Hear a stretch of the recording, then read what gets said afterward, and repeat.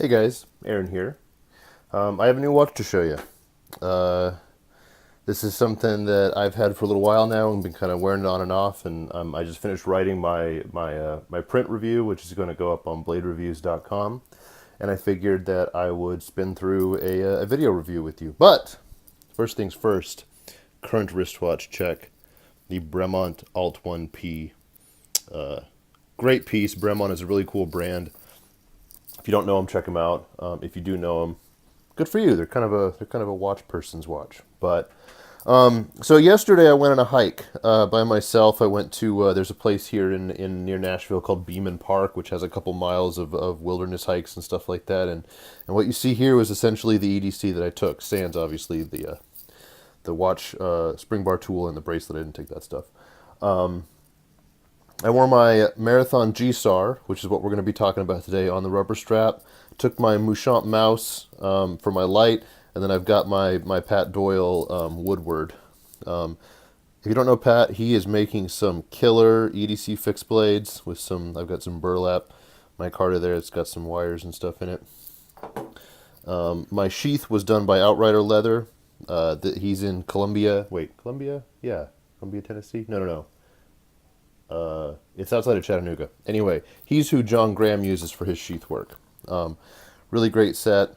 The Mouchant, obviously, I have that with me almost every day, almost everywhere that I go. But for the watch, I don't know. There's just something about wearing a watch that really makes you feel like you're going for an adventure. In my print review, I said that there are timepieces that you take on adventures, and then there are timepieces that make whatever you're doing feel like an adventure. And I really feel like Marathon Watches is the latter. Years ago, I had a TSAR, which is essentially the quartz version of this watch. The TSAR is 42 millimeter. It's quartz, but it's this same setup with tritium and the regular loom pip on the bezel and all those good things. It's pretty neat.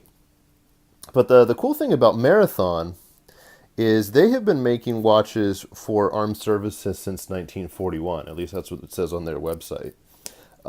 Regardless of whether or not that's true, they are kind of a no-nonsense military application timepiece maker. Their watches have NSN numbers. These are actual pieces that are issued or can be requisitioned by military units. The ones that are available for civilian purchase typically are overruns from military order requests. That is my understanding of how this works. I bought this one from a gentleman on an Air Force base. I have no idea if he was actually issued this watch, but that's how I got it. So basically, like it's truly a purpose-built timepiece. Just to kind of go over some specs, you're looking at a 42 millimeter case, which is more this measurement here, since if you can see that bezel overhangs with the grip kind of knurling there. It overhangs almost a solid millimeter. The case thickness, that is about 13.7 millimeters, or as I would call it, 1.5 Oreos. The lug-to-lug measurement, so from this point to this point, is 48 millimeters. And then the weight on the rubber strap, as you see it here, is 4.1 ounces. And then when it's on the steel bracelet, you're looking at 6 ounces. The lug width for your bracelets and your NATO straps and whatnot is 20 millimeters. And the movement that Marathon chose for these is the ETA 2824A2, which is kind of cool. We'll talk a little bit more about that here in a second. But let's talk about how this watch fits. The Marathon, like I said before, is a 42 millimeter case. I think 42 millimeters is a sweet spot for a lot of guys. The one gripe I would say is that this is tall. It's a tall cased watch. I would say a good comparison would be on my 7.25-inch wrist. It wears kind of like an SKX, but more girthy. And the bezel, like I said, overhangs the case by about a millimeter on each side, which really means that the watch itself wears smaller. So It wears smaller than it looks is kind of what I'm trying to say. It's still big. It feels big, but it wears smaller. I don't really know how else to say that. I have found that in terms of like strap or bracelet choices, both the rubber and the steel bracelet are very comfortable options to wear it on. You can see here the steel bracelet. It is signed by Marathon, and it has the, I don't know, is that the presidential seal? It's a U.S. seal. Screw together links, solid construction with separate end links. So these are held on as you put the spring bar through. But they're both really comfortable. That bracelet is a great example of why bracelets don't need to cost hundreds and hundreds of dollars. I just don't think that it's necessary, honestly.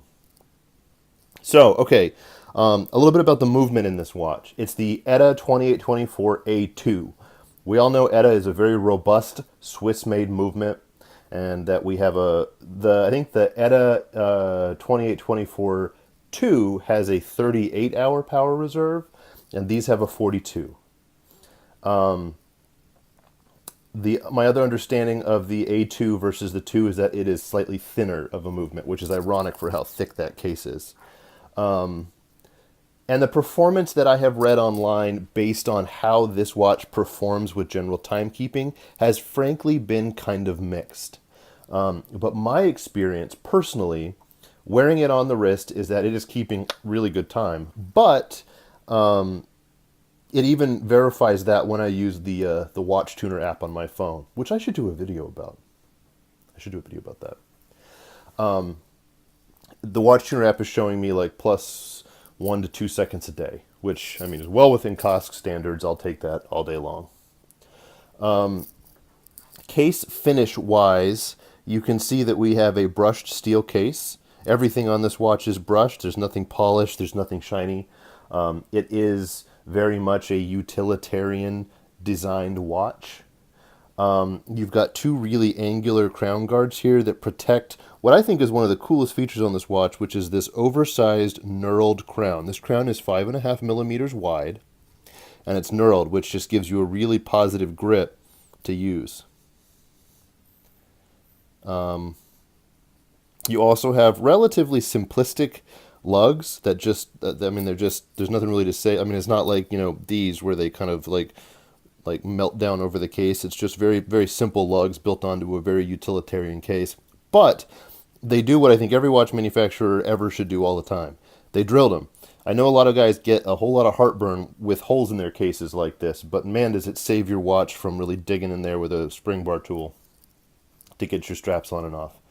I would take a drilled lug watch case any day over one that does not have it. So that's the case. Sorry, I bumped the camera there a little bit. All right, let's kind of go over the meat of the matter here. Let's look at this, the dial, the crystal, and the bezel. And let's just work top down. The bezel is a very simplistic aluminum insert with a diving bezel. You can see you have minute gradations all the way around. It's 120 clicks. Really good action, good feel to it. And it lines up. Yeah, it lines up really well. Your pip at 0 is loomed. It's traditionally loomed. So in the dark, that's going to glow. The sapphire glass is a highly functional, but largely unremarkable, flat, AR-coated sapphire crystal. This is definitely a watch where a domed crystal would be to the detriment of the timepiece. You don't want anything that's going to contribute to more height on this particular watch. All it's going to do is attract bumps and knocks and damage. So I think the flat crystal here was a good choice. Additionally, I think that they did the AR coating very, very well. Some companies don't, but this one is pretty nice. It almost seems like the glass isn't there sometimes. You can still catch reflections in it, obviously, but when you go to read it, it looks really nice. So the dial. Marathon does a great job of making these dials able to communicate a large amount of information quickly. By that I mean you can see that you have a fully Arabic dial, but inside of the 12-hour markers are the corresponding 24-hour markers for the PM hours. So since it's afternoon, you can easily see that you're coming up on 1300 hours. I don't know if, I don't know about you guys, but if you don't think in military time, I always have to add 12 or subtract 12 and figure it out that way in my head. It's just not the way that my brain works. This allows you, if you kind of know how to read it, it allows you to get there faster. Additionally, as you can see, the hands, including the second hand, and all of the hour markers have tritium gas tubes. So tiny glass vials that hold tritium gas. Tritium puts out a very benign form of radiation, meaning that these are glowing all the time. Now, I've had a couple of watches that have used tritium in the past, most notably Deep Blue.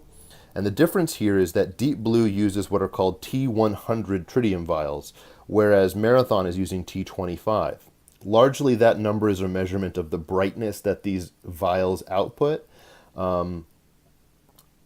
Marathon wanted these these vials to not necessarily give away a position or be distracting, whereas the T100s that Deep Blue uses, you could read a book by at night. They're really, really bright. These are very visible, but they're not overly bright. Especially once your eyes have adjusted, you can easily read this dial. Kind of moving away from that, you can see the hands here are syringe style hands. I love syringe style hands on watches. It really makes reading the watch easy. And you can see down here between the 4 and the 5, we have a date window, and the date wheel is white, so it pops against the contrast of the black dial. Once again, really what Marathon is emphasizing here, and I think they have done it very successfully, is function forward. This watch has the ability, like I said when I very first started talking about this, to communicate a lot of information at a glance. And they really excelled at that. So I've kind of touched on the bracelets and the straps already, but just to kind of go over it one more time. My example came with this vulcanized rubber strap. And the cool thing about Marathon's rubber straps is they have that vanilla scent that's really strong. If I'm wearing this watch and driving and the AC blows across my arm, I can smell, it's like smelling a vanilla cupcake. And then next you have this steel bracelet. It is screwed together construction. It takes 2 small screwdrivers to size this, because if you just go in there to turn one of them, it will spin. But if you do both, then you can just kind of break the threads and then unscrew it.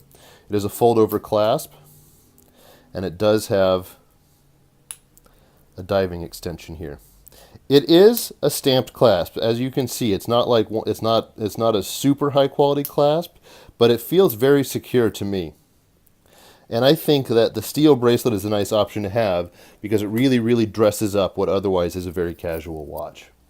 So I guess, really to wrap up, I think that if what you're looking for is a function-forward tool watch that is able to communicate a lot of information, but is just built from a really quote-unquote toolistic perspective, you really can't go wrong with any of the SAR range of Marathon watches. They've got everything up to the pilot's chronograph, the GSAR, all that stuff. So I do recommend it. You can find them on the used market between $600 and $800, and I think new they're just over $1,000. For a U.S. assembled Swiss movement, that seems kind of in the ballpark there. I feel pretty comfortable with that. So anyway, that's it, guys. Like I said, I just wanted to go over the Marathon. I hope you guys like it. It's a great watch. And if you're looking for a watch to take on an adventure, get you a Marathon. All right. See ya.